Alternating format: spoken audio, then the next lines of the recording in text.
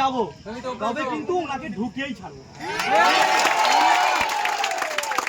আমরা হচ্ছে শান্তিপ্রিয় দল, নম্রতাকে আমরা স্বীকার করি, সভ্যতাকে আমরা জ্ঞানে জ্ঞানে মানি, এবং আমরা কিন্তু একটা সভ্য সমাজের ব্যক্তিত্ব কোথাও, সেই ক্ষেত্রে আমরা অসভ্য আচরণ করব না।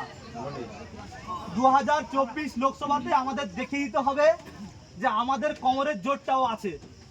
সেই কারণের জন্য সবাইকে এগিয়ে আসতে হবে, বিশেষ করে মায়েদের বোনেদের বলছি, এবং যারা ইয়াং যুবক কিংবা বাবারা যারা আছেন, বয়স্ক ব্যক্তিগণ, ওনাদেরকেও বলছি দায়িত্ব সবার খানে তুলে নিতে হবে।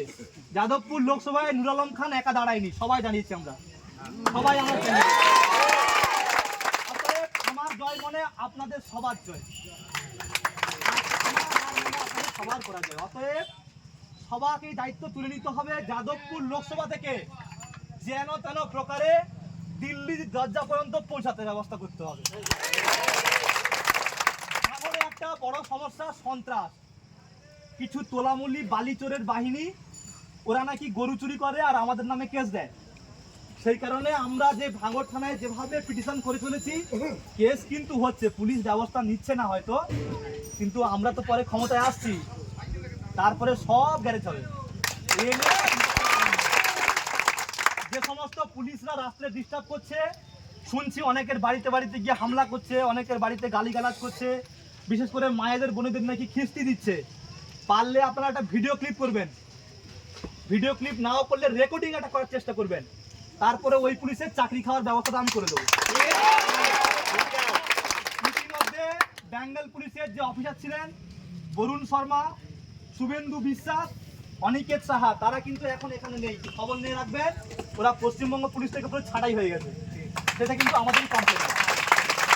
অতএব পঞ্চায়েতে আমাদের বহু কর্মী প্রাণ হারিয়েছে, বহু কর্মী গুলি খেয়েছে, বোম খেয়েছে, মৃত্যুবরণ করেছে, শহীদ হয়েছে।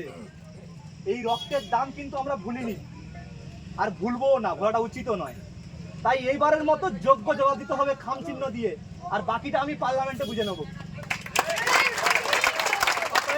শান্ত থাকুন, ধৈর্য রাখবেন। সারা রাজ্যে গরু চুরি, কয়লা চুরি, বালি চুরি, পাথর চুরি থেকে পায়খানা ঘরটাও চুরি করে নিয়েছে, সেই চোরেদেরকে আর কেউ বিশ্বাস করছে না। এর আগের যে আমাদের এমপি ছিলেন মিমি চক্রবর্তী, উনি টিকটক করতেন। বর্তমান যে আমাদের মহাশয় এসছেন সায়নী ঘোষ, উনার কথা শুনলেই বলে লাগাও। কথাটা খারাপ ভালো ব্যাপারটা নয়, এটা কিন্তু ওর নামের সঙ্গে জুড়ে গেছে, হয় আগে থাকবে নাহলে পরে থাকবে। আর স্বাভাবিক, আমাদের যে সমস্ত হিন্দু ধর্মের মানুষরা বিশ্বাস করে না, যে সমস্ত মায়েরা হিন্দু ধর্ম বিশ্বাসী, তারা শিবকে পুজো করে, আরাধ্য দেবতা হিসেবে মানে, তাদেরকে কিন্তু পূজা পার্বণ করে, ফুল দিয়ে তপস্যা জ্ঞানে তপস্যা করে। আর সেই আরাধ্য দেবতা শিবলিঙ্গের উপরে কি পড়েছে সেটা বলতে পারবো না। উনি যদি কোনোদিন ক্ষমতায় আসে, আমাদের এই বেকার যুবকগুলোকে যা অবস্থা করবে সে আর বলে লাভ নেই। অতএব সেই ক্ষেত্রে সচেতন হতে হবে আমাদের নিজেদেরকে। আমরা 500 টাকায় ভুলবো না, 1000 টাকায় ভুলবো না। যদি টাকা দেয় নিয়ে নেবেন, বিরিয়ানি খাবেন আর গোশ ভাত খাবেন, কিন্তু সকালে খামচিহ্নে ছাড়টা দেবেন। যাই হোক, সময় খুব সীমিত, আমাদের প্রোগ্রাম আছে, ওখানে যাচ্ছি আমরা। আপনারা মাথা গরম করবেন না, উস্কানিতে পা দেবেন না, আর কোনো অহেতুক ঝামেলায় জড়িয়ে পড়বেন না। যতটুকু আইনি সমস্যা চেষ্টা করব সমাধান করার জন্য, কেসের ভয়ে বাড়ি ছেড়ে পালিয়ে যাবেন না। লোক ভয় দেখাবে, লোক চেষ্টা করবে কোনো প্রকারে আপনারা চলে যান, আপনাদের কেস হয়ে গেছে, কিন্তু মিথ্যে কথা।